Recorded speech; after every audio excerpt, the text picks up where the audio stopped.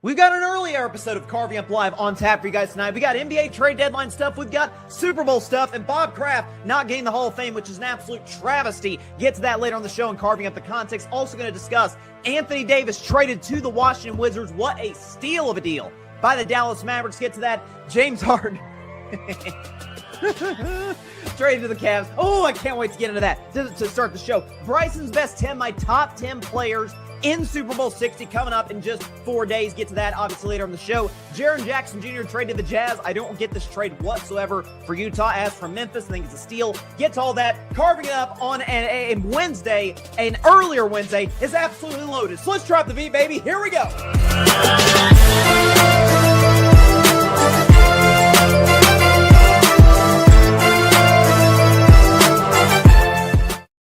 Good afternoon, everybody, and welcome to Carving Up Live right here on YouTube as well as on Facebook, Twitch, X, and on Instagram. I am Bryson Carver. It is fantastic to be with you again a little bit earlier than usual. You know, normally if I have to do a pre-recorded show or an earlier show than I would before 6 Eastern, 3 Pacific, normally I just pre-record it, set it to air at 6. But because of all the news that has been breaking constantly in the National Basketball Association, and it's, of course, Super Bowl week, I'm like, you know what? I don't want this thing to air at 6. And there's a massive trade that goes down, maybe for one Giannis Antetokounmpo, maybe not. We still got about 24 hours for the deadline in the NBA. Get to that. Very, very excited. Kind of an update on the Giannis situation for Brian Windhorst. Get to that. Anthony Davis traded to the Washington Wizards. That broke a little over an hour ago. Again, as you heard in the open, steal for the Dallas Mavericks. As for Washington, I mean, they're trying to be relevant. I can't hate on it that much. Get to that. Bob Kraft misses out in the Hall of Fame, which I think, you know, I caught some crap last week for not being more outraged about Belichick not getting in the first ballot. I think the Kraft thing is outlandish for this man to not be enshrined in Canton, Ohio. Get to that later in the show. Top 10 players in the Super Bowl, and then the Jaren Jackson trade at the end of today's show. But first, oh man, it is the gift that keeps on giving the sports world. And I'll let Braun bring me into the segment. Cleveland, this is for you. Oh. So just when it looks like the Cavs are making a move or two that, hey, kind of makes sense, right? I think right now they're the 5 seed in the East. They were the number 1 seed last year. Right now, the Eastern Conference feels like a 2-horse race between the Pistons and the Knicks. We'll see what moves those teams decide to make. Can Cleveland get into that mix? Boston, it does look like Tatum will come back, even with the addition of Vucevic. Doubt Boston is a player beyond the second round in the East. But the question for the Cavs, can they put themselves in position to compete to get their first Eastern Conference Finals this century without one LeBron James, who you just heard in that clip? Well, they make a move for Keon Ellis, trade Hunter for Keon Ellis, which is like, okay, excellent defender, can fit what Cleveland does, can take the best guard on any opposing team. They could guard Jalen Brunson, for example, who the Cavs have had trouble with in the past. And then last night, they undo all of it by trading for James Harden. Now, again, we can show you the James Harden trade, straight up what it looks like. If we have that here, you go, the James Harden trade. Cavs get James Harden. The Clippers get Darius Garland, who we had heard reports that Donovan Mitchell, Darius Garland, there was a little bit of fissure there. Darius Garland, frankly, hasn't been terribly healthy. He's a bad defender. Guys like that aren't necessarily, their trade value is kind of plummeting, as we've seen with guys like Trae Young in the past and John Morant. And of course, again, they get a future second-round pick. Whoop-de-doo. No one really cares about that. So I'm not against the Cavs trading Darius Garland. Doesn't necessarily fit into a team that is hoping to try and make a run in a very weak Eastern Conference. Doesn't work with Donovan Mitchell. He's a guy who kind of has to have the ball in his hands. We know Donovan Mitchell is a ball-centric guard. Can be at times a bit turnover-prone, injury-prone. Is a guy who doesn't, play defense. If you watch the Pacers series last year, like Indiana with Halliburton was just going at him whenever he was on the floor during that series.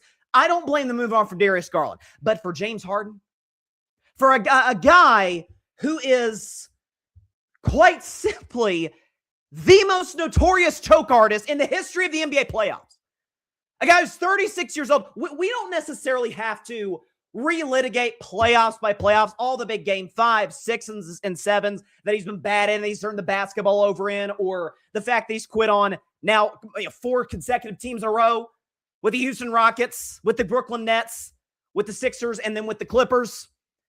I decided, let's just sum up James Harden's entire playoff resume in one graph. Because after you see this, anybody out there that's like, oh, maybe the Cavs got better. Maybe the Cavs could make a run in the Eastern Conference. Probably won't think that when I show y'all this. Here you go. James Harden has 26 games with more turnovers than made shots in the playoffs. He has 35 games with 3 or fewer made shots in the postseason. 55 games, folks, with 4 or fewer made shots. 44 games does James Harden have with as many turnovers as made shots. More elimination games, scoring under 20, 11, than over 30, 8. So 11 times he scored under 20 in the playoffs, 8 times he scored over 30. And this is the guy who's supposed to be one of the greatest scorers ever, right? 1-4 in his last 5 Game 7s, including a loss last year in which he went 2 for 8 against the Denver Nuggets. 10-15 in elimination games. I don't know, and I said it on a clip that I put on social media last night. I don't know what this man has on general managers around the NBA, whether it's Daryl Morey multiple times, whether it's now obviously with Kobe Altman and the Cleveland Cavaliers. I don't know what this guy's got on him. This man can choke in the playoffs, quit in your teams, sign extensions as a reward for some of those playoff disasters. And Ramona Shelburne, shout out to Ramona Shelburne, one of the best in the business. She came out and said Harden told her, hey, I didn't quit on the Clippers. Yeah, okay. The Clippers reportedly but through reports, you're reading that the Clippers were just blindsided by this, and you kind of understand why. I mean, they have won 17 of their last 21 games. They play good basketball as of late. Like, okay, maybe they're gelling a little bit. They can get in the play-in. Maybe they get as the 8th seed, and then who knows? Kawhi's having an unbelievable year. Knock on wood, he stays healthy. Doubt it. So and James Harden, even from a fit perspective, he's not a guy that plays off the ball. So you're going to pair him with a guy in Donovan Mitchell who's ball-centric. James Harden, also ball-centric. Where's Evan Mobley's touches going to come? How's he going to get involved in the picture offensively for the Cleveland Cavaliers? And folks that have said, and I mentioned this at the start of the segment, man, Darius Garland, terrible defender. Yeah, because James Harden's known for being Tony Allen or Gary Payton. I mean, what are we doing? A guy who routinely, year after year, I'm amazed that he declined. And by the way, Harden's having an excellent season. He is. All-star caliber numbers, potentially. But this is a guy who, in the playoffs, becomes more inefficient, is a worse decision maker, a worse defender, a worse teammate, and the moment's too big for him. Last year, Game 7 against the Nuggets, 2 for 8. Year before that, tied 2-2 series against the Mavs, awful shooting performances in Games 5 and 6. Year before that in Philadelphia, Sixers up 3-2. Harden scores in single digits in Game 7 in Boston. Year before that, straight up, I remember coming out on my show the next day, 2022, and saying, I watched James Harden, watch his body language. That man quit on the Philadelphia 76ers against Miami 2022. Game 7 against the Milwaukee Bucks, his only playoff series, or I guess the second playoff series, as a Brooklyn Net.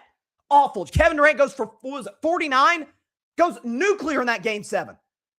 Harden disappears.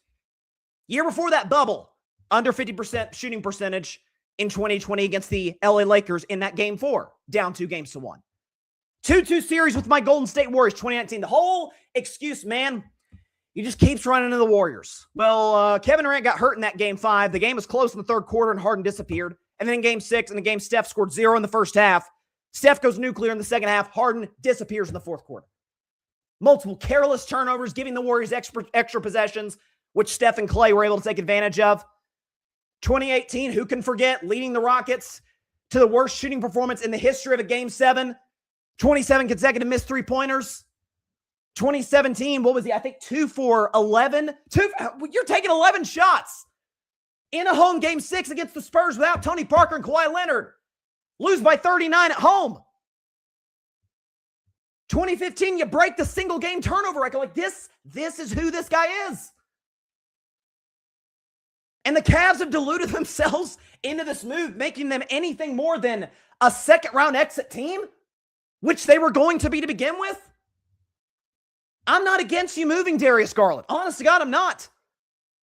But for, honestly, a less reliable version than Darius Garland, the least reliable superstar in the history of the NBA in the playoffs, that's who you just added. And so if you're Cleveland, again, it is the gift that keeps on giving. Show that graphic again, folks. Like this is what they just got. And a lot of these games came when Harden was an MVP candidate, when Harden was averaging 35 a game. I'll read this off again. 26 games with more turnovers than made shots. 35 games with three or fewer made shots. 55 basketball games in the postseason with 4 or fewer made shots for James Harden. 44 games with as many turnovers as made shots. More elimination games, scoring under 20 than over 30. 1-4 in his last 5 game sevens. 10-15 in his career in elimination games. I mean, what is this, year 7? He was in the same draft class as Steph. This is year 17. And he's looking for an extension. Now, maybe this is Cleveland's rationale is, you know what? We're not sure Donovan Mitchell's going to stay beyond this year. So obviously, we're not going to extend Harden. So we're going to move both. Okay. Good luck. What's Kate Cunningham going to do to you guys in the postseason? Going at James Harden and Detroit getting those matchups, those one-on-one matchups they want in the pick and roll. What the heck's Jalen Brunson going to do to James Harden? So this is one of the more unjust. I'm about to get to Anthony Davis in a few minutes. I see the argument for why Washington did it. I wouldn't have done, but I get it. There's no justifiable reason Cleveland made this move. None. But, as a lifelong, folks have called me a hater of Cleveland sports, and I would respond and say, no, I think I'm just a truth teller about this particular sports city. The fans are really delusional. Nice people. They really are nice people, but they're delusional. Guardians, they haven't won championships since like the 40s. The Browns, come on. And the Cavs, you needed, I don't know, the greatest basketball player of all time, pulling off the greatest comeback in basketball history to get you one championship. The gift that keeps on giving, Cleveland sports. You gotta love it. Cleveland! This is for you! Oh! Again, unjustifiable. I cannot believe they made this move. And we had seen reports about 24 hours prior to Kobe Altman pulling the trigger on this move that they had been discussing, hey, a Darius Garland for James Harden swap. I cannot believe they did this. Honest to God. Before we get to Anthony Davis, again, there are some trades that have happened in the last few minutes, it looks like. We've got from Shams Charania.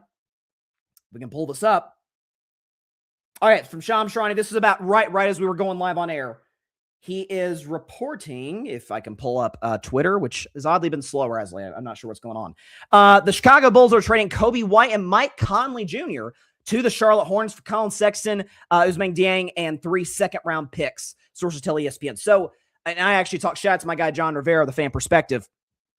He's a big Bulls fan. We had talked about this yesterday that, the Bulls were trying to move Kobe White. They obviously moved Vucevic to the Boston Celtics for Anthony Simons.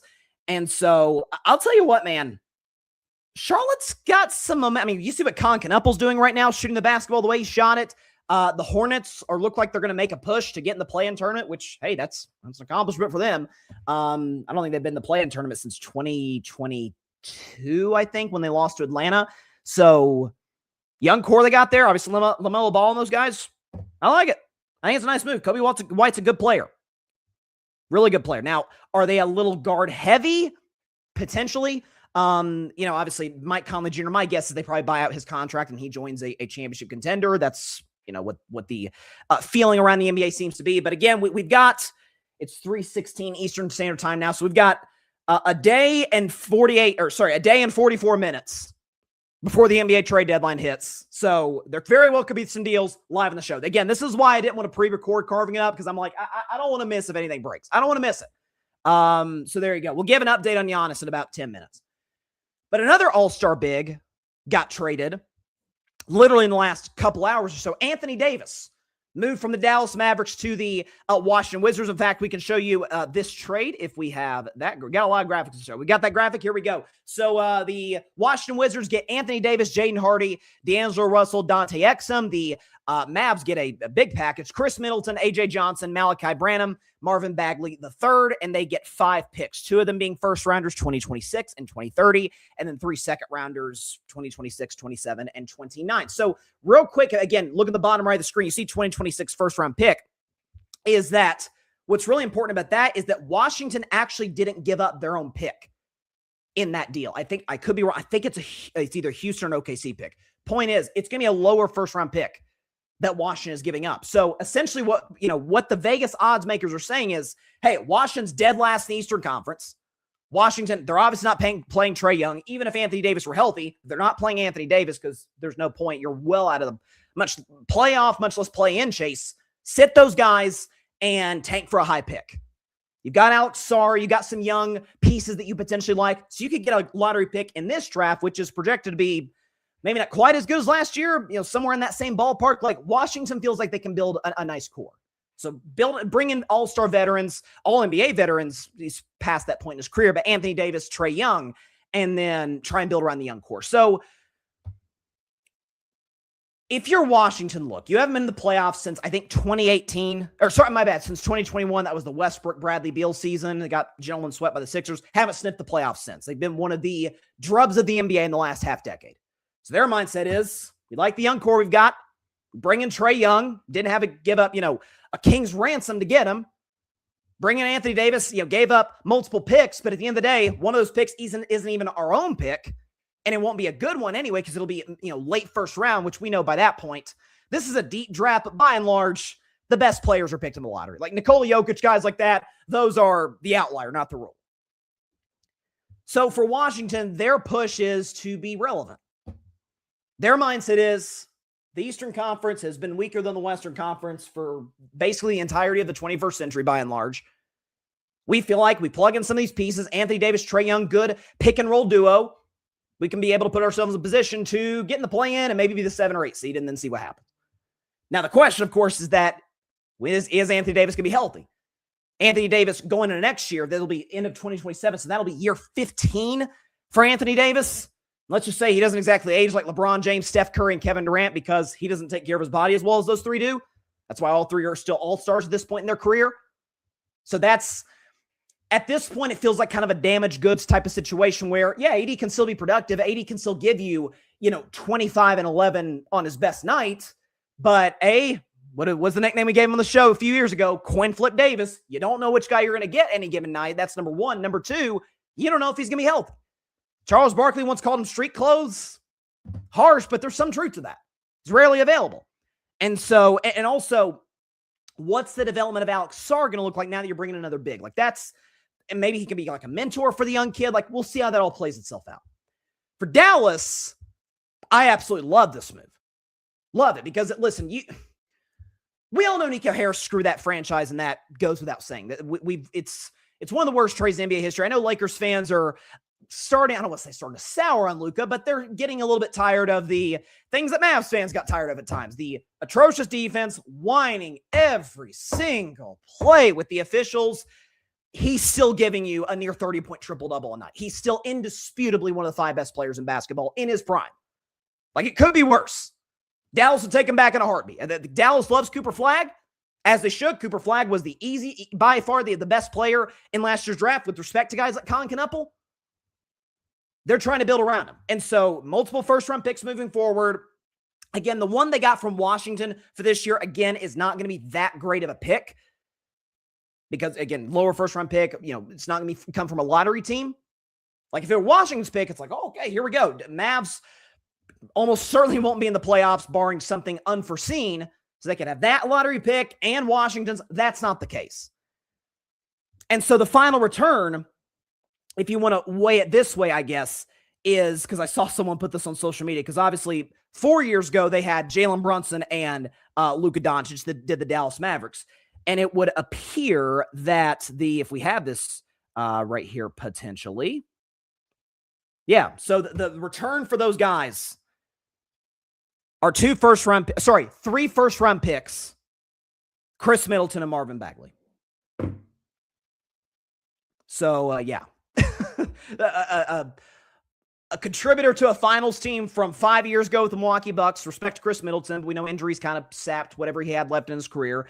And Marvin Bagley III, who was the ultimate bust, who was infamously taken before Luka Doncic and Trae Young, among others, Mikal Bridges. So, safe to say, again, people that are trying to reverse engineer history or kind of doing a revisionist history thing, like, well, Nico Harrison, you see what Luka's doing in LA now. Man, this is not a championship team in Los Angeles. LeBron's going to end up moving on. It's going to free some cap space. They're going to build around Luka and Austin Reeves. They need to get some defenders and some shooters around those guys. Like, again, I'll get to this in 5 or 6 minutes. Draymond Green, my guy. I love me some Draymond Green. But he might be on the board either this year or next year for the Lakers, potentially. Although some of that might depend on if LeBron's still there. But again, we'll get to that. It's not a championship contending season for LA. As deep as the West is, as good as OKC, the San Antonio Spurs, the Denver Nuggets, who to me are the clear top 3 favorites in the West. I don't really buy Houston because I didn't buy them after Van Vliet went down. Now that they lost Steven Adams, I really don't buy them. If they acquire Giannis, different story, but I don't think that's going to be the case. Minnesota, I don't trust, unless they make a Giannis move themselves. So all that to say, the dust has kind of settled to a degree. I mean, we got to see who the Mavs pick with the picks they got from Washington, from the Lakers. But the dust has kind of settled on the Luka trade, and it's been almost a year to the day since Dallas and LA made that move, and it looks as bad today as it did in 2025. I know the Nico Harrison defenders out there don't want to hear that, but that's the case. But Dallas has assets they can build around Cooper Flagg. We'll see how it plays out. The kid looks absolutely phenomenal. We're going to take a quick break in the show, 1-minute break, but when we come back, an update on Giannis Antetokounmpo, and a carving up the context why Bob Kraft, owner of the New England Patriots, why him not getting the Hall of Fame is nothing short of an absolute travesty. Get to that. Bryson's best 10, top 10 players going into Super Bowl 60 in Santa Clara. All that, the Jaren Jackson reaction. And again, we're a day basically, 24 hours basically from the NBA trade deadline tomorrow. There's potentially some more moves that could happen during the show, potentially. So stay tuned for all that on Carving Up Live. We're not going anywhere. Stay tuned.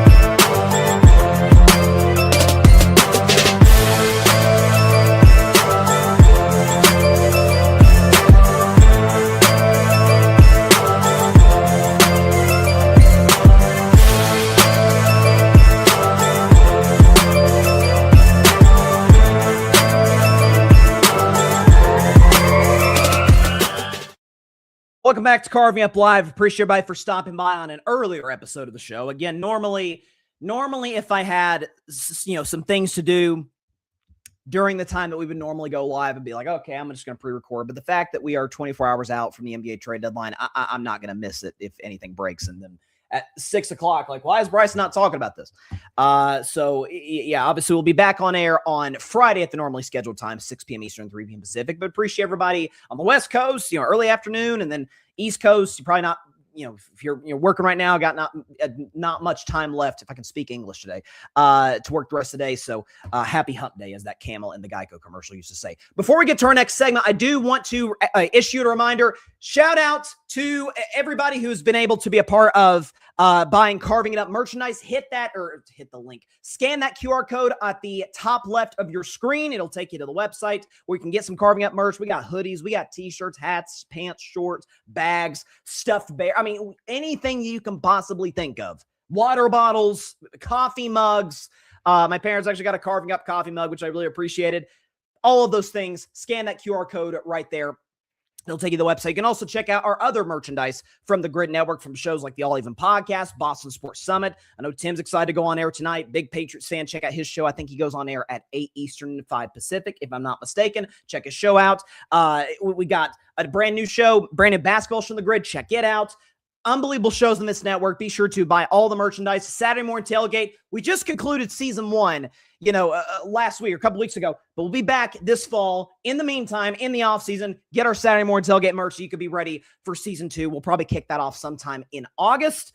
So very, very excited about that. And then if you just want like Grid Network stuff, like that just says The Grid, we got that stuff too. Hats, t-shirts, hoodies, the whole thing. Also, be sure to hit that big red subscribe button down there. It helps the channel grow exponentially. Subscribe to my channel, Carving It Up with Bryson Carver. Subscribe to the Grid Network, GRYD, the Grid Podcast Network. And then you see all of my social media platforms down there. You got Instagram, you got X, you got TikTok. I'm also streaming this show on Twitch, which I've done for the last few months. So be sure to check all of those things out. And I will be checking my phone again throughout the show. I try to refrain from that by and large, in case my phone starts going crazy because there's some breaking news, because I want to stay on top of the NBA trade news. Jared McCain was dealt to the Oklahoma City Thunder, which is a sneaky, really, really good pick. Philadelphia gets a first rounder in return for that. Okay, we'll see what they do with that. But the trade that everybody is waiting to see if it happens over the course of the next 24 hours is, of course, Giannis, who I've stated for probably 2 to 3 years on the show, I believe is the second best player in basketball to Nikola Jokic. Quite simply, he's a guy who averages 30 points a game on 60% shooting, double-double machine, could give you 5 or 6 assists a game, and is still one of the top defensive players in all of basketball. He's become more injury-prone as of late.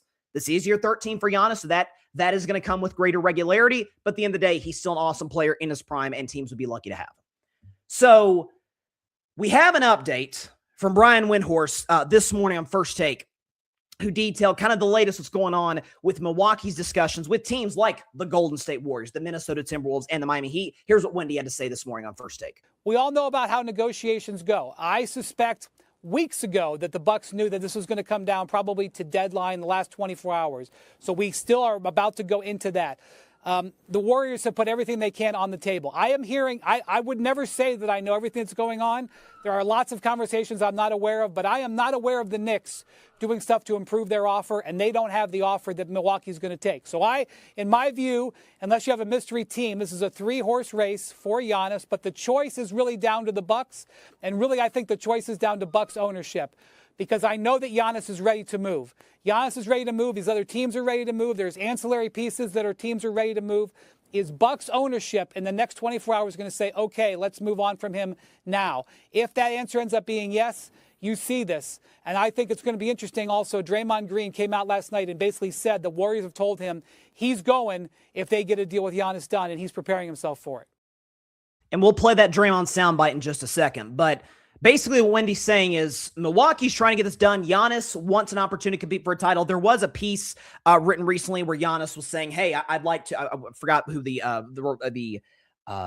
journalist is who wrote that. I apologize. I want to give credit where it's due. But basically Giannis, like at the end of the day, in my bones, I'm paraphrasing, I want to be a Milwaukee Buck long-term. And again, there's a reason it's taken this long just for us to get to this point. There's a reason that despite the fact that Giannis has not been out of the first round since 2022, he's not been in the Eastern Conference Finals or Finals for that matter since 2021, that he's taken this long. He's loyal to Milwaukee. It's been well documented. His emotional ties to that city, given his background, comes to Milwaukee. The fans embraced him right off the bat. He feels loyal to that city. Won him a championship, won MVPs, Defensive Player of the Year, all of it. There's a reason it's taken this long. But Giannis is a great player. Giannis is an all-time. If he retires tomorrow, he's a first ballot Hall of Famer, and he wants to be able to put himself in position to compete for championships. And the Bucks have not been able to do that for the last 4 years. So, all of that being said, Miami, it's pretty well documented. Tyler Hero, Khalil Ware, multiple first-round picks. For the Warriors, let me get to the Warriors in just a moment. For the Minnesota Timberwolves, the reporting is now stating that Jaden McDaniel is probably going to be a guy that gets dealt potentially for one Giannis Antetokounmpo. The Timberwolves are in a rough spot because they don't have, their own picks. They'd have to get other teams involved. The Warriors are the interesting player in this because reportedly, according to, I think it was Sam Amick, Giannis doesn't view Golden State as attractive of a destination now as he did maybe a couple of years ago. Because Steph Curry is about to be 38 years old next month. Still great, but Father Time's undefeated. Steph's going to decline eventually. The roster without Steph, does he necessarily want to carry that long term? Of course, a part of that deal would involve Draymond Green, who, after the Warriors lost to the Sixers last night without Steph and Jimmy, Draymond talked to the media in what very well might have been his final game as a Golden State Warrior, which is hard to believe that I'm saying those words. This is what Draymond said after the game last night. What do I have to sit and worry about? What do I have to, be upset about? I've been here for 13 and a half years. That's longer than probably 98% of NBA players have been in one place. And this guy from Saginaw has been in a place for 13 and a half years. I don't know that it ends at 13 and a half, but if it does, what a run it's been. I'll take the fine for it. What a run it's been. And he went on to say, I watched the whole presser, and it was really kind of, I think, surreal for Draymond, because he talked about he'd had a conversation with Steve Kerr that day, and he mentioned something where Kerr was talking to him about, have you heard the trade rumors and all that? And Draymond's like, yeah, you hear that stuff. It's trade deadline season. That's part of the business of the league. And he said the next question Kerr asked him is, how is Hazel taking it? Hazel is Draymond's wife. And he said when Kerr asked him that question, it's like, oh, this might actually happen. This is the closest I've ever been in my 13 and a half years in the NBA with the Golden State Warriors to actually getting dealt, to where I will not finish the season as a Warrior. Now, it's being reported, and I find this really, really fascinating, because I'm not sure that this would happen, in a trade scenario. Reportedly, Draymond Green, according to Wendy, we know Brian Windhorst is a trustable source, Draymond Green and the Los Angeles Lakers have mutual interest. So this is from Wendy. This is his quote. If he were traded, his plan would not be to remain in Milwaukee. He would want to be moved on. So that's saying because the Bucks, it's also being reported that the Bucks might want another team involved in the deal for Draymond Green to be able to, be moved there, in large part because it's like, we feel like we'll just take the picks. We could have some mutual beneficial aspect to it if Draymond's moved to another team for salary reasons. I don't think, and Wendy seems to be alluding to it here, I just don't think the Lakers would facilitate a trade, even if it were to acquire Draymond Green, if it means part of that trade is Giannis going to the Warriors. They're just not going to do that.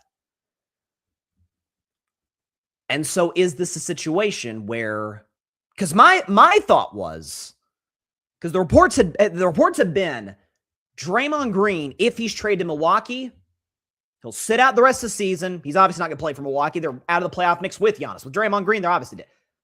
And then maybe join the Warriors in a reduced deal next year.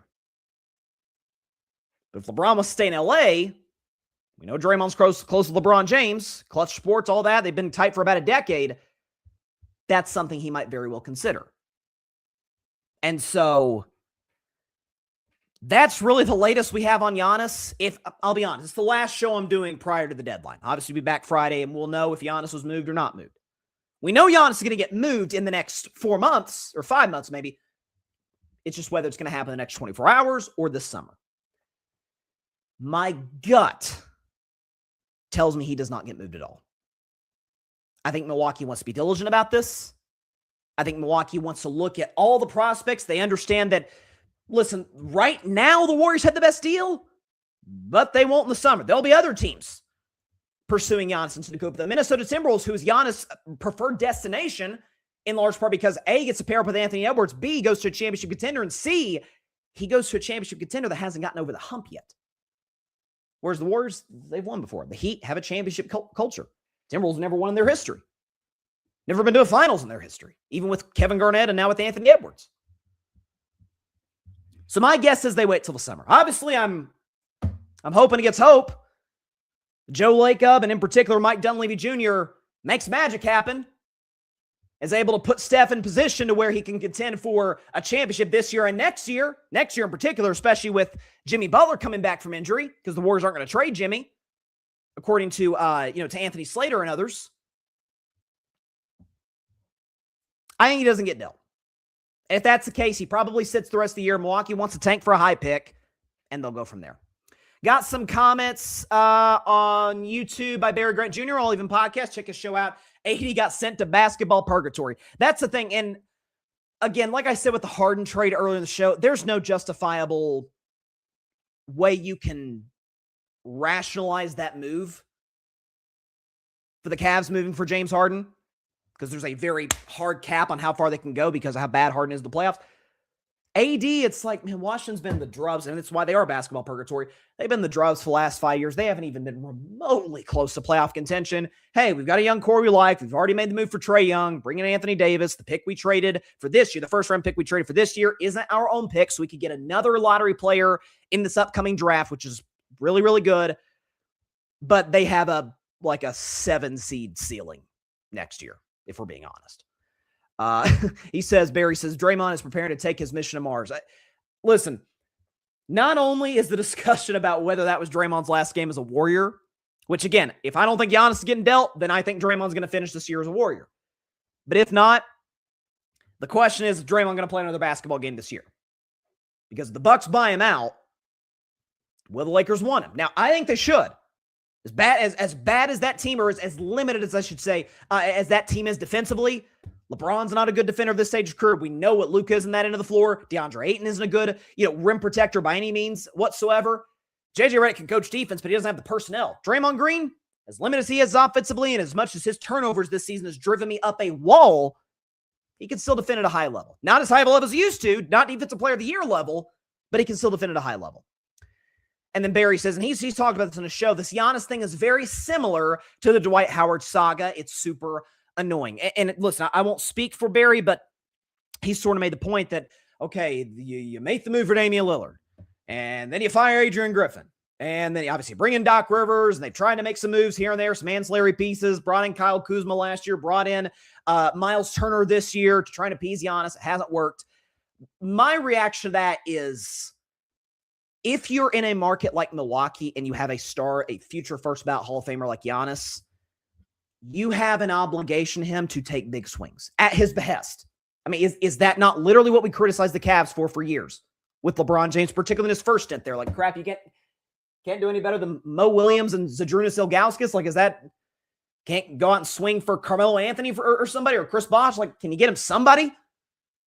That was the argument for years for LeBron. So the case with Giannis in a small market, smaller than Cleveland, I think that's a fair point to make in terms of defending him. Let's shift to the NFL.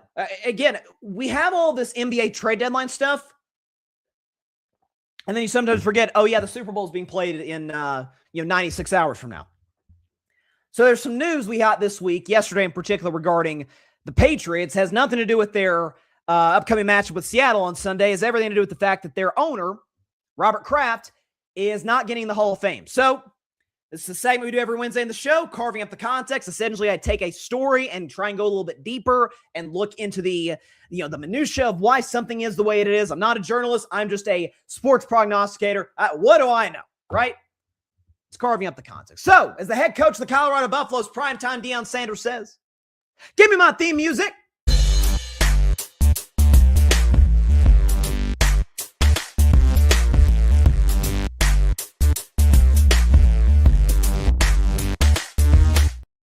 On this week's edition of Carving Up the Context, I got to admit, because this is back-to-back weeks we've done a Carving Up the Context segment about a New England Patriots legend not making the Pro Football Hall of Fame. Last year we did Belichick, last week we did Belichick. I'll say then say now what I said then. I would have voted for Bill. I would have. But, excuse me, we're talking about a guy who lost more games than he won without Brady. We have a large sample size of that. Almost basically a decade without Tom. Lost more games than he won. Number one. Number two, was embroiled in one of the biggest cheating scandals in league history. If he's got to wait a year, I'm not losing sleep for a guy who treated a lot of people in that franchise and outside of it pretty terribly, including Tom at the end. I'd have voted him in. I think the reasons that Bill Pulley and others orchestrated him not getting in were pretty ridiculous. That said, I really don't have much sympathy for him. I'm sorry, I don't. I'm not saying I even have a crazy amount of sympathy for Bob Kraft, because I generally, call me whatever you want to call me. I'm not somebody who's gets up in arms about, billionaires' issues. But Robert Kraft not getting in the Hall of Fame is an absolute travesty in every sense of the word. So, and I sort of touched on this last week in the Belichick segment, but all three of the main players of that 20-year run, Brady the quarterback, Belichick the coach, Kraft the owner, we have data on all three of them without the other two. All three of them. Let's show Tom Brady without Belichick. That we know what that is. It's 3 years, won 64% of his games, 2 division titles, went to a conference title game, went to a Super Bowl, and won that Super Bowl. I mean, we knew 9 months after Tom and Bill split up, Tom won that divorce. We have Belichick without Brady in that stretch. 91 and 95, 2000, and then 2020 through 2023.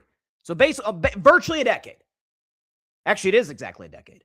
He won 42% of his games, no division titles, no conference championship games, no Super Bowls, and no Super Bowl wins. But what's Bob Kraft done without Bill? Well, let's take you back for a second, mid-90s. The New England Patriots, the previous 5 years to Robert Kraft purchasing the team, had the worst winning percentage of any franchise in the NFL. The worst. It was so bad. They were in a dump of a stadium. You know, Foxborough Stadium is a disaster. That they're going to move to St. Louis. They were going to be the St. Louis Patriots. That doesn't sound right. Robert Kraft, longtime fan of the Patriots, buys the team. The rest is history of the last 3 decades, as we've seen.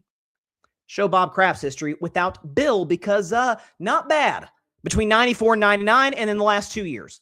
60% winning percentage, 3 division titles, 2 conference title games, 2 Super Bowl appearances, no Super Bowl wins, but that could change on Sunday. So Tom won a Super Bowl without Bill. Kraft's been to 2 Super Bowls without Bill, might win one on Sunday. And when you consider the list, I went on Fox Sports, and because they recently, put up an article yesterday about the owners that have a bust in Canton, Ohio. They are the following: Burt Bell, Charles Bidwell, Pat Bowlen, Paul Brown, Al Davis, Eddie DeBartolo Jr., George Hallis, Lamar Hunt, Jerry Jones, Tim Mara, Wellington Mara, George Preston Marshall, Dan Reeves, Dan Rooney, Tex Schramm, and Ralph Wilson. A lot of those names we know. We obviously know Al Davis, Jerry Jones, DeBartolo, the Mara family, Dan Rooney. Like, they're legends all in their own rights. Some of those, like George Hallis, for example, like some of those did not do business during the Super Bowl era, by and large. The guy who literally has the most Super Bowls as an owner, by the way, with an additional 5 Super Bowl appearances, 4 Super Bowl, 5 Super Bowl appearances beyond those 6 wins. So the man has took over a Patriots franchise that had been to 1 Super Bowl in just under 30 years. And in the 30 years since, they've been to 11. What are we talking about? The guy who's successful without Belichick. The guy who's been successful even without the greatest quarterback ever, Tom Brady. Went to Super Bowl in 1996, I think it was, with Bill Parcells and that Patriots team that lost to Brett Favre and the Packers in the Super Bowl. Got Bill, got Brady, won 6. Brady gets kicked out the back door by Bill. Bill runs the franchise into the dirt for 4 years. Kraft, misses on the draw Mayo hire, brings in Mike Vrabel, bam, right back in the Super Bowl. Safe to say this man maybe has an eye for talent in terms of bringing certain individuals in to the franchise. And for those that say, well, come on, like let's keep the Pro Football Hall of Fame. Let's kind of keep that to players and coaches. Because that's we don't, except for Jerry Jones, more on him just a second, we don't see the owners, by and large. Maybe they show like one shot in the booth, like after the team's clinched the conference championship game. We see the coach on the sideline with the headset on, and we see the players in the field, obviously. But if you want to know how much ownership matters, look at teams like the Cleveland Browns and New York Jets. I've said this for about 2 weeks on my show, and it's probably going to become a motto moving forward. Maybe we'll sell Carving It Up merch that says this. We'll shorten the phrase. But if you're a talented individual and your first stop is with the New York Jets or the Cleveland Browns and you fail, blame the Browns or the Jets. It is their fault. Like that's what it is. If you go on to somewhere else and fail again, okay, you probably had something to do with it too. That's why I'm willing to give Robert Saleh a second chance at Tennessee. It's like, okay, let's see what he does there. Now, Tennessee doesn't have the best ownership, but it's not Woody Johnson for crying out loud. who's probably the worst owner in football. Haslam family in Cleveland, not much better. By the way, Jerry Jones, who's in the Hall of Fame. And by the way, I don't have a problem with it in the sense that, okay, got 3 Super Bowls, was, along with Jimmy Johnson, the architect of a dynasty in the 90s, broke up that dynasty, but still was a big part of that. And in the 30 years since, has been absolutely instrumental for the NFL from a marketing standpoint. I've said this. Jerry Jones is far, it's not even close, is far and away the best marketer in the NFL. It's not even a contest. You see the ratings the Cowboys get each and every year. You see the practice facility, the Star, the stadium, Jerry World, AT&T Stadium. It's like a freaking palace. Pete Carroll years ago said it was like a nightclub that has football games. It's unbelievable. You see what he's done with with being able to get not 1 but 2 teams to play in Los Angeles. Jerry Jones was the primary catalyst to putting the NFL back in LA. And by the way, next year they're going to host their 2nd Super Bowl in the last 6 or 7 years. Jerry's been great for the league from a business perspective. But when the Cowboys haven't gone to an NFC Championship game, and I know Cowboys fans are tired of hearing it, I get it, in 30 years, and you're the only common denominator, that's why when people get on Dak or Romo or Mike McCarthy or Garrett, not saying those guys aren't at fault at all, but Jerry was failing to get to conference championship games before they even got there. Like, that's the reality. All of the Patriots' success, with the exception of 1985 when they got boat raced by the 85 Bears, what was it, 55-10 or something crazy? With the exception of that, the Patriots have been a trash franchise for the entire Super Bowl era until Bob Kraft got there. And then immediately, within a couple of years, they're in a Super Bowl. 5 years later, in another Super Bowl against the Rams, dynasty starts from there. They go to 8 more beyond that. And then 2 years after Belichick's finally fired, you're right back in another Super Bowl. So I think Bob Kraft, Jonathan Kraft as well, I think the Kraft family kind of knows what they're doing. And it's nothing against the George Hallases, the Dan Rooneys, the Jerry Jones of the world, the Eddie DeBartol's, the Al Davis of the world. All of them deserving to have busts in Canton, Ohio. No question. You're telling me the guy with literally the most Lombardi trophies of any owner shouldn't get in? Now, if they're giving Kraft the same punishment they are Belichick with the Spygate thing, God knows I wouldn't have done it. Lord knows Kraft would have gotten my vote. But I kind of get it. I mean, I do. I'm sorry, I do. I wouldn't have done it, but I get it. It's justifiable. They did something blatantly against the rules. They were told to stop, didn't stop. Now, again, my argument would be that's much more Bill than it was Kraft. You could say Kraft allowed it to happen. Listen, Nixon didn't commit the crimes related to Watergate. He just, he aided and abetted. He hid the individuals and hid the information regarding Watergate. That's why he had to resign. Like, it's not always the people who does Charles Manson didn't kill anybody. Now we're getting dark kind of, but he was the mastermind behind it. If you want to make that same argument for Bob Kraft with Spygate, okay, be my guest. I don't really buy it, but be my guest. And so it is, I kind of scoffed at the idea.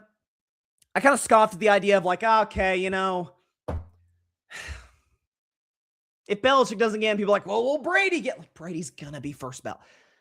Now there's a part of me that's kind of questioning, man, if Belichick didn't get in first ballot, which, by the way, Bill Walsh didn't get in first ballot. It's not unprecedented. And Kraft didn't get in first opportunity. Are they going to hold Tom responsible for Deflategate? I really hope they don't, because there's overwhelming evidence that was the biggest sham scandal in the history of the NFL. So in this week's edition of Carving Out the Context, I don't get it, man. I unless the only justifiable reason would be they're going to hold Kraft responsible for Spygate too. Okay. I wouldn't have done it, but okay. We just had a trade break in the NBA. We just had a trade break about 7 minutes ago. This is from Shams Charania. Here we go.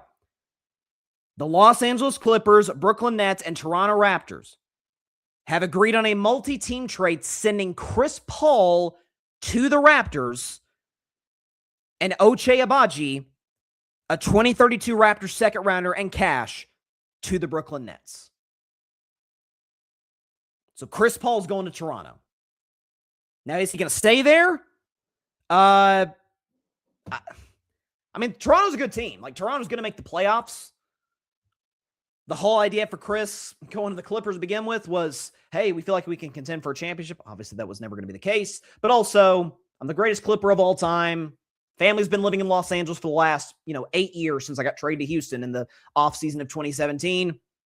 Finished my time there. That's why I thought the Clippers did him unbelievably dirty and painting him out as to be some scapegoat. So I wonder if Toronto buys him out. Or if they say, you know what, he can be a mentor for some young guys. Look what he did for Shai Gilgeous-Alexander in Oklahoma City. That one season he had in OKC, 2019-2020. Only time will tell. I'm trying to find if there's any reports about if CP3 is going to be, okay, here you go. Shams just reported. Here you go. That just answered my question. It's from Shams. The Raptors will not require Chris Paul to report to the team and could still discuss trades involving him over the next day. Toronto is now out of the tax. Brooklyn picks up an asset and cash to cover Abaji's salary. The Clippers clear a roster spot and save $7 million in tax. So this is a financial decision as much as it was. We eventually need to move on from Chris Paul. So Chris Paul could get traded again over the next 24 hours. If he doesn't, I imagine he'll get bought out. That's my guess, but only time will tell. So here you go.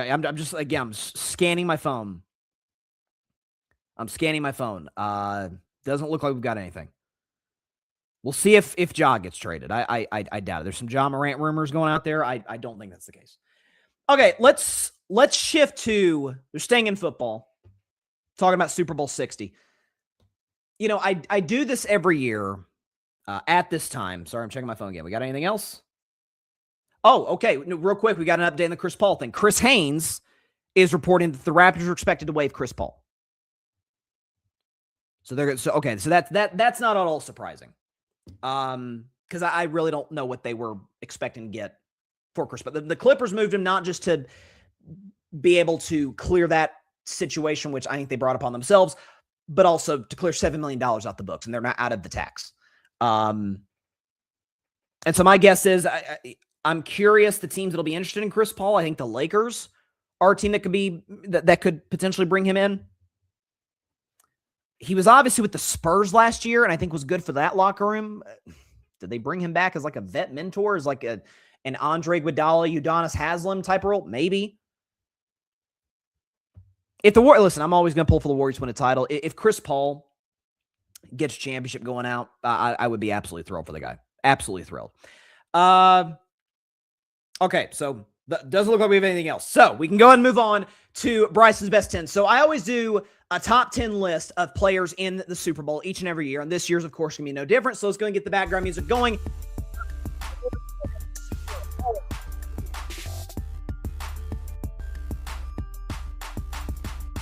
All right, we will start. And this list may surprise you with how many guys from what team are on there. We'll start number 10. The 10th best player in Super Bowl 60 is DeMarcus Lawrence, edge rusher for the Seattle Seahawks. D-Law is the 10th best player in Super Bowl 60. Here's why. So listen, this is a Seahawks team that has led the playoffs in sacks. He's been an instrumental part of that, registering a few sacks in this postseason. You talk about the fact that, listen, this is a guy who spent the first 11 years of his career in Dallas, having Pro Bowl caliber seasons, getting a couple big contracts, and the Cowboys being the Cowboys, he's like, I'm never going to win here. And he literally said that verbatim. I love Dallas. I'm never going to win here. I can win in Seattle because this is a football first franchise. And what do you know? He's a win away from his first ring. So listen, this is a guy who obviously we know we'll get to another Seahawks defensive lineman later who kind of draws a lot of attention. That DeMarcus Lawrence versus Will Campbell matchup is going to be really, really important. Will Campbell's given up the most sacks in the postseason. Some of that's because he's played 3 games to this point, but also he's a rookie. He's had some struggles. Play well against Benito last week in Denver. Again, some of that is the Patriots relied on the run game in the driving snowstorm. Not in the case in Santa Clara. We'll see how the DeMarcus Lawrence versus Will Campbell matchup shakes out. I think it's going to be one of the key matchups that decides the Super Bowl on Sunday. DeMarcus Lawrence is the 10th best player in Super Bowl 60. One of his defensive teammates and one of my favorite players at a last year's draft, one of my favorite players in the NFL this season among rookies, it is Nick Emanwori, safety, really kind of do-it-all type of guy for the Seattle Seahawks defense. Nick Emanwori is the 9th best player in Super Bowl 60, and here's why. So again, you kind of heard me allude to it, but this is a guy who will take snaps at linebacker. This is a guy who will come in on blitzes to come after the quarterback, to come after Drake May on Sunday. This is a guy who can play coverage. Like, the Seahawks defense, I've compared it all season long. It reminds me of the Legion of Boom. And Seahawks fans have constantly corrected me, like, no, this is they call it the dark side defense, which I kind of like.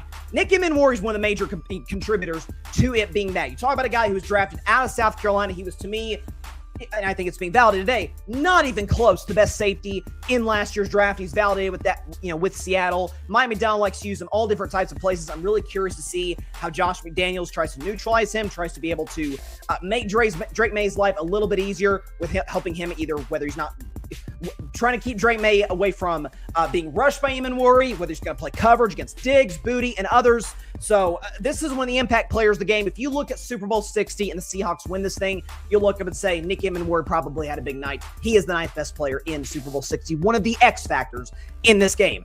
At number 8, we've got our first Patriot on the list. It is Stephon Diggs, wide receiver for the Patriots. He is the 8th best player in Super Bowl 60, and here is why. So listen, I liked this. A lot of Pats fans were a little skeptical. Some Pats fans I talked to during last year's offseason, like, okay, like Stephon Diggs is obviously an upgrade over anybody we have, because the Patriots prior to 2025 had one of the worst receiving corps in all of football. You bring Stephon Diggs in, okay, veteran presence. He's been there, he's done that. He's been to multiple conference championship games. You bring in a veteran wide receiver for your young quarterback. I thought it was a good signing. Stephon Diggs exceeded even what I thought he would do. He had over 1,000 yards receiving this year. Listen, there's some off-the-field stuff. We'll see how that transpires, particularly after the Super Bowl. But by and large, in the locker room, seems like a solid influence on May, on the young guys like Booty, like Pop Douglas, among others. So, listen, again, key X factor in Super Bowl 60. Stephon Diggs, is he going to be able to make plays down the field, be able to move the chains on third down? He's going to be critically important. He is the 8th best player in Super Bowl 60. We are going back to the Seahawks. The 7th best player in Super Bowl 60 is Leonard Williams, interior defensive lineman for the Seahawks. Leonard Williams, who's been one of my favorite players for a long time. He was playing meaningless games with the Jets and with the Giants. Now he's ended up with the Seattle Seahawks now. He's making plays. I think he had 7 sacks in the regular season. Has been one of the key, interior nose tackles in this league. If he can be able to neutralize guys like Ramondre Stevenson and Travion Henderson and force Drake May to kind of have to beat you the entire game with his arm and be able to, again, take that running game away, that's going to be key for the Seattle Seahawks, especially if it's a situation where maybe they're trailing. Maybe, the Patriots have more vets, than the Seahawks do on their team. Like, hey, New England feels like they're in good shape, got some free agents that have been there and done that. Maybe they open up with a 10-0 lead or something of that sort.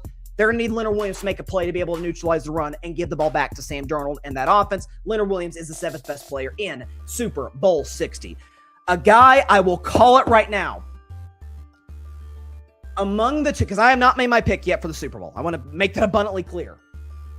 This is a guy I'm considering for Super Bowl MVP. Put him up there. Number 6, it is Rashid Shaheed, wide receiver and kick and punt returner for the Seattle Seahawks. He is the 6th best player in Super Bowl 60.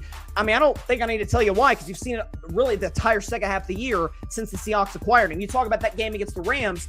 Seattle, who knows? They might not be in the Super Bowl if they don't win that Thursday night game a couple months back against the Rams in Week 16, where Rashid Shaheed makes some plays with a big punt return, making plays through the air on big catches, from Sam Darnold. This is a guy who is a game changer. Returned the opening kick against the 49ers in the divisional round all the way to the house. Made some plays down the field against the Los Angeles Rams in the NFC Championship game. I have been a fan of this guy for a couple of years now, since he's been with the, back when he was with the Saints. I thought he was a game-changing type of guy. The fact the Seahawks have him now, it was one of the key acquisitions. It's being discussed that way now. We said at the time, great pickup for Seattle. If nothing else, forget the kick returning.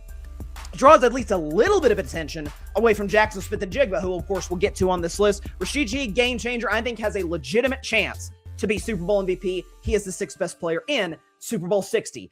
At number 5, yet another Seahawk. It is the Seahawks quarterback. It is Sam Darnold. Sam Darnold is the 5th best player in Super Bowl 60, and here's why. I've said it a million times, and I even talked about this on Monday's show. People talking about, oh, man, a lot of pressure on Sam Darnold. If he throws 3 interceptions, everyone's going to crush him. Yeah, maybe the next day, but not over the course of the offseason. The question for Sam Darnold last year, after he won 14 games, was, yeah, he's great, He can be great in a good offensive system with Kevin O'Connell with weapons. But do you trust him in the biggest moments? Do you trust him to go win a road game in Week 18 against Detroit? No, he got blown out. Do you trust him to go win a road playoff game against the LA Rams in the wildcard round? No, he got blown out there too. Well, didn't really have to do much against the 49ers, but it was fantastic last week against the Los Angeles Rams. And again, I've showed this graphic a few times now and updated it throughout the season. Sam Darnold, since the start of last season, he's been one of the best quarterbacks in football. 5th in touchdowns, 9th in completion percentage, 7th in pass yards per game, 7th in rating. And he's got the best record of any quarterback in the league since the start of last season. Like, if he wins this Super Bowl, I think it'd be disrespectful to not put him in the top 10. So I'm not saying he's got to be 5 or 6. Can he be at 8, 9, or 10? Is that a fair thing to do? 14 wins back-to-back seasons? See what the Vikings were without him. Didn't look so great. Sam Darnold, 5th best player in Super Bowl 60. Seahawks are going to need him to play big. At number 4, it is Christian Gonzalez. Christian Gonzalez, best defensive player on the Patriots by a mile. He is the 4th best player in Super Bowl 60. Here's why. So, the matchup of the game, in my opinion. Christian Gonzalez, Jackson Smith-Njigba. Who wins that one-on-one matchup might decide who wins the Super Bowl on Sunday. Again, this is a guy that can play any type of defense he won. He obviously had the big interception a couple of weeks back against Denver. Were the Broncos going to win? Probably not, but that sealed the deal. That put New England in Super Bowl 60, to have a chance to win another Lombardi Trophy, number 7. This is a guy who has had injury problems throughout his career, but when he is on the field, when he is healthy, the Patriots are a completely different defense on the field, and they're going to need to play big-time football. He's a guy, I think, too, could be a Super Bowl MVP type of candidate if he does neutralize JSN. He is the 4th best player, Christian Gonzalez, in Super Bowl 60. At number 3, it is Devin Witherspoon. Again, I love Christian Gonzalez, but I don't even think he's the best DB in this game. Devin Witherspoon is the 3rd best player in Super Bowl 60, and here's why. So, again, this is a guy who is quite simply one of the best shutdown corners in the entire NFL. You've seen it throughout his production this season. He's been a key to the Seahawks shutting down the 49ers in back-to-back games. You saw him be able to make some big plays. What did the Rams do in that NFC Championship game? They kept going anywhere that Devin Witherspoon is not. They're going at Rick Woolen against Puka Nacua. They're going even at times at Eamon Worry. They're going nowhere near Devin Witherspoon, particularly in the second half of that game. He is an absolute game-changing corner. I'm curious to see what Seattle does, what Mike McDonald wants to do in terms of shifting him all over the field. Does he follow Stephon Diggs? Does he play? Does he kind of play one side of the field? Devin Witherspoon is the 3rd best player in Super Bowl 60. At number 2, he might win league MVP tomorrow. We'll see. It is Drake May. Drake May is the 2nd best player in Super Bowl 60, and here's why. So we know what the story in the narrative is, and it's a fair one. He's not been very good in the playoffs. He hasn't. He's got more turnovers than he has touchdowns, but the Patriots are 3-0. The defense has stepped up. I've done a side-by-side comparison.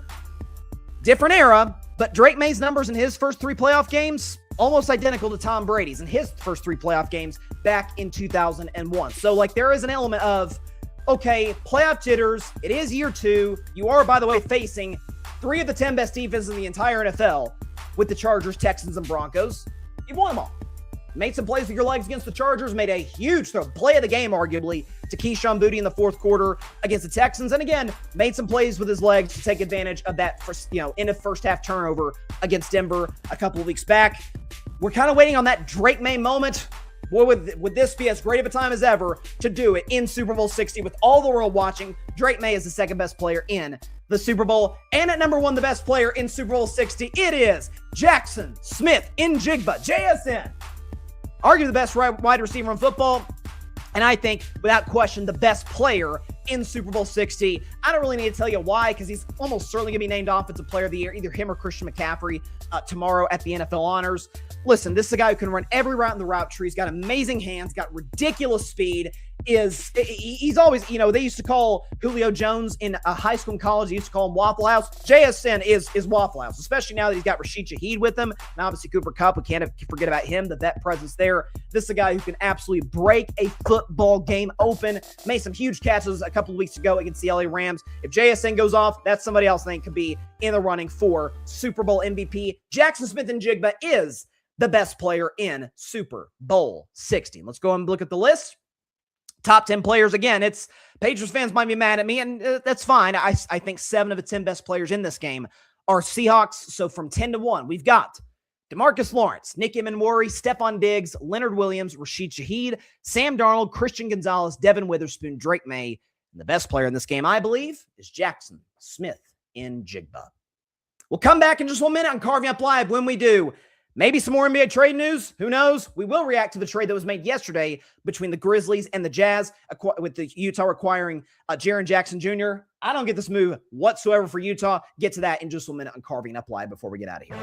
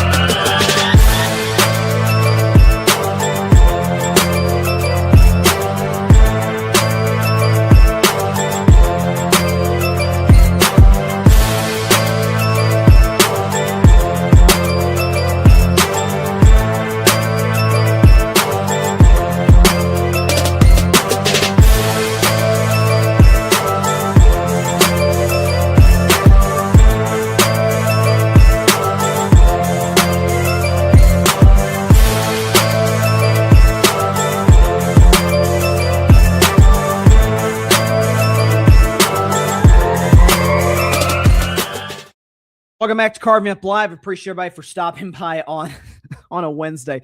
I just saw the news that Jackson Hayes of the LA Lakers has been suspended for 1 game for shoving the Washington Wizards mascot. The story is funny in and of itself. I'm watching the video.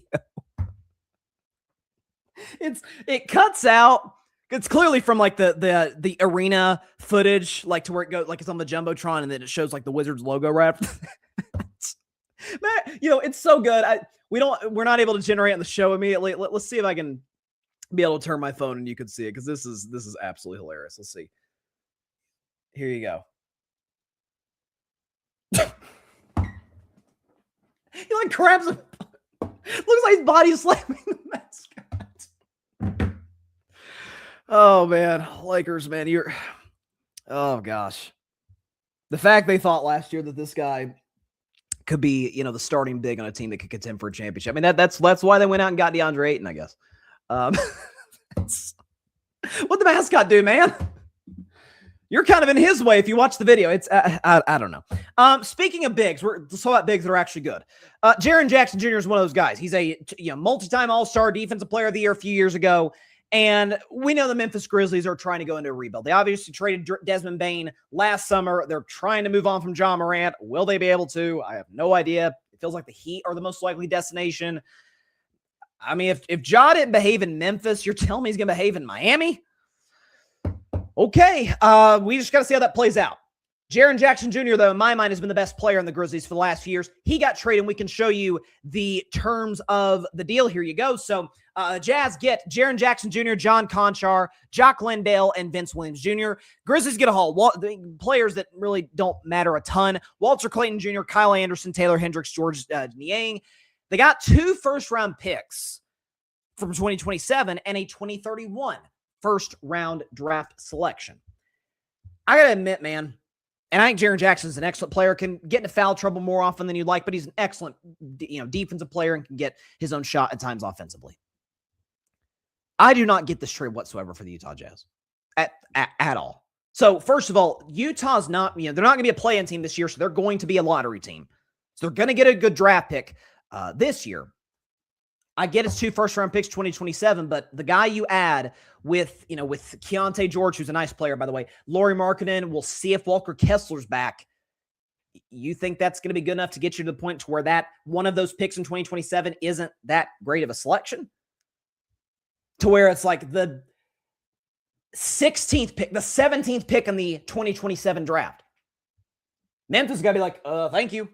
Like, listen, Jaren Jackson Jr., we appreciate your services. You're a solid player here for, 7 years, but we're trying to rebuild. We're trying to tear this thing down. We've already traded Desmond Bane. We traded Jaren Jackson Jr.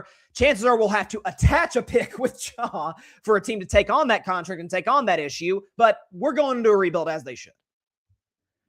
And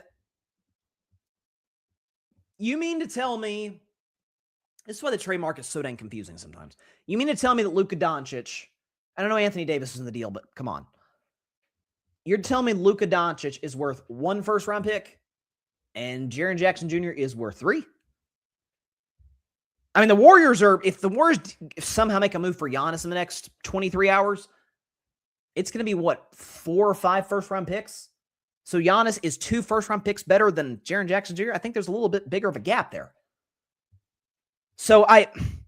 And by the way, you've already got, unless you're planning on trading Lauri Markkanen, which we know they were in some trade discussions with the Warriors a couple of offseasons ago. For some reason, Golden State didn't want to trade Brandon Podziemski. Okay. They maybe move Markkanen this offseason. Walker Kessler, we'll see what his future is. He's, hurt right now. Do they want to build around Keontae George, Jaren Jackson Jr.? This is not a deal that's worth giving up multiple first-round picks when you're a rebuilding franchise. It's just not. You could say, well, what about Washington with the Wizards making the move for Anthony Davis? Well, they already had Trae Young. They've got a young core of guys that they like. Let's roll the ball out there and see how it works. Because they've been in basketball purgatory forever.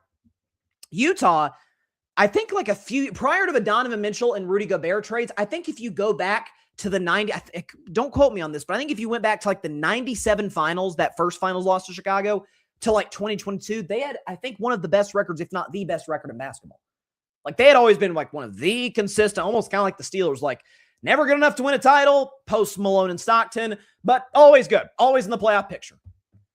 Well, now they're rebuilding, and now they just gave up 3 assets from that rebuilding process for a guy who's excellent. Hey, he is. He's an all-star caliber player. He's a defensive player of the year. Jaren Jackson Jr. is no scrub. He can play. I just don't see how long-term this makes sense for them at all. And by the way, Jaren Jackson Jr. is somebody who has at times struggled being injury prone. So it's a weird move. I don't get this for Utah in the slightest. And with that is all the time we have for today's show. Appreciate everybody for stopping by. Earlier show than normal. We started at 3 Eastern as opposed to 6 Eastern. We'll be back on Friday night at 6 p.m. Eastern, 3 p.m. Pacific time, our regularly scheduled time at 6 p.m. Eastern, 3 p.m. Pacific, right here on YouTube, Facebook, Twitch, X, and on Instagram. Thanks everybody for stopping by. I don't even want to say I'm nervous for the trade deadline because you can go back and check the footage. I've never once got my hopes up that the Warriors can make a move for Giannis. And based on the reporting recently, I actually don't think Giannis gets dealt. I really don't. Let's just see how it happens.